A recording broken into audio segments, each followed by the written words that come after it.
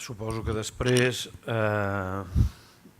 els que són a la taula i vostès voldran també opinar al respecte sobre les intervencions que hi ha hagut o la que es produirà ara del Xavier Bru de Sala. Bueno, no n'espereu gran cosa perquè porto un dia, 24 hores llargues d'immersió en aquestes jornades. Crec que estan sortint molt bé, és a dir, que estan sortint una quantitat de... És a dir, que està sortint tot, i això és el que preteníem. Després ja intentarem ordenar-ho. I jo, per tant, en aquest sentit, porto més inputs dels que portava o dels que porten els companys quan seuen en aquesta taula, no? I per tant, gairebé agafaré coses una mica d'aquí i d'allà. Una de les que ha sortit és que en l'origen, i crec que està... Aquest títol respon en bona part a això, en origen tenim un fet diferencial, un particularisme que arrenca de la Renaixença, o poc més enllà del modernisme, que és el divorci entre el país de ficció i la ficció de país. Entre el país que s'imaginava, o el país com hauria de ser, i el país com és. I clar, això encara ho hem arrossegat, o potser ho hem incrementat, probablement, després de la transició i en el fet que per la presència, la gran presència o gran protagonisme de la política feta pels polítics, doncs va fer que la cultura fos expulsada de l'àgora o perdés la seva categoria de fonament de la societat. I en aquest sentit sí que volia dir una cosa referent a la taula d'avui.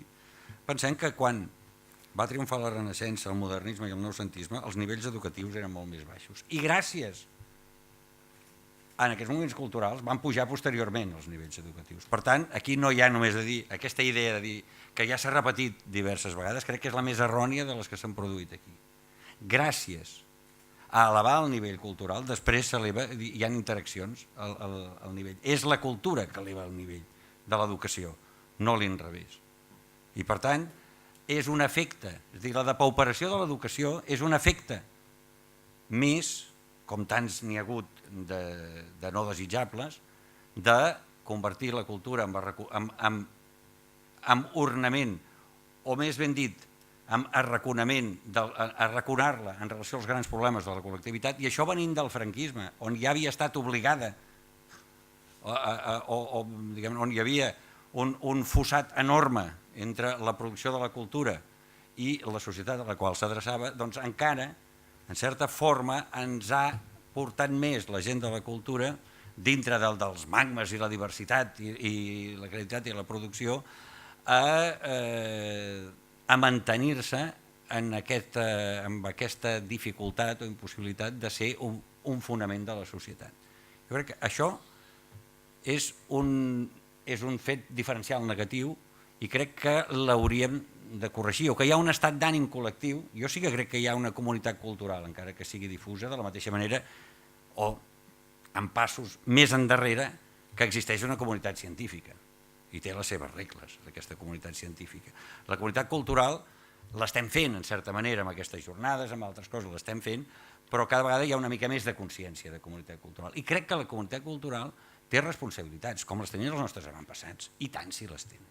Tot i la Renaixença no es va fer per un interès egoista de tres gats. Ho sento molt, ni el modernisme ni el noucentisme.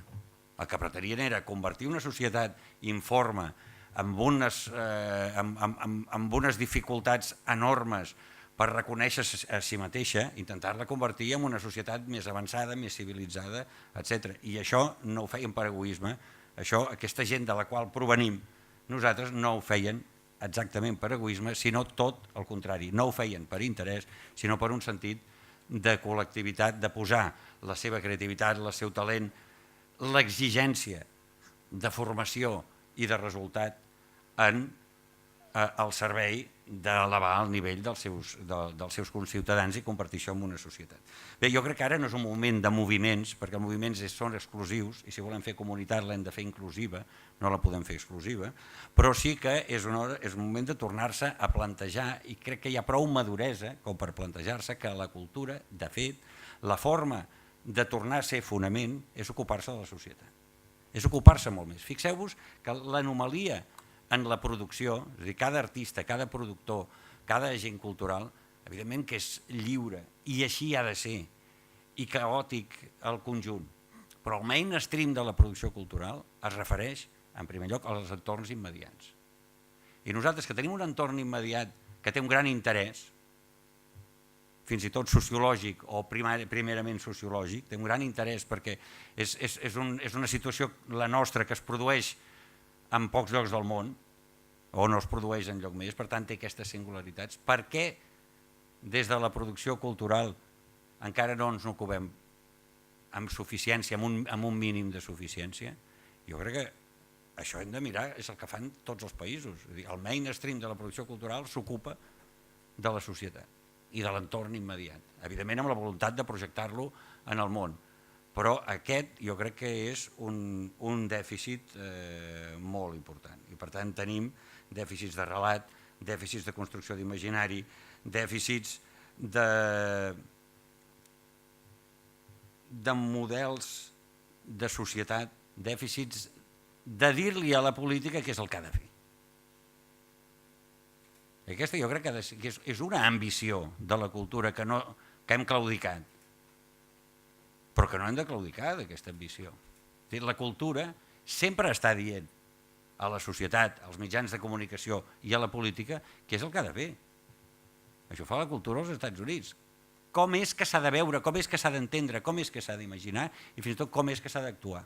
I quins són els perills que té, i quins són els defectes del seu retrat, i quines són les correccions. Aquest és un paper de la cultura que portem molts decennis que ha estat privada, primer pel franquisme i després pel pujolisme, com deia el Colomines. És veritat.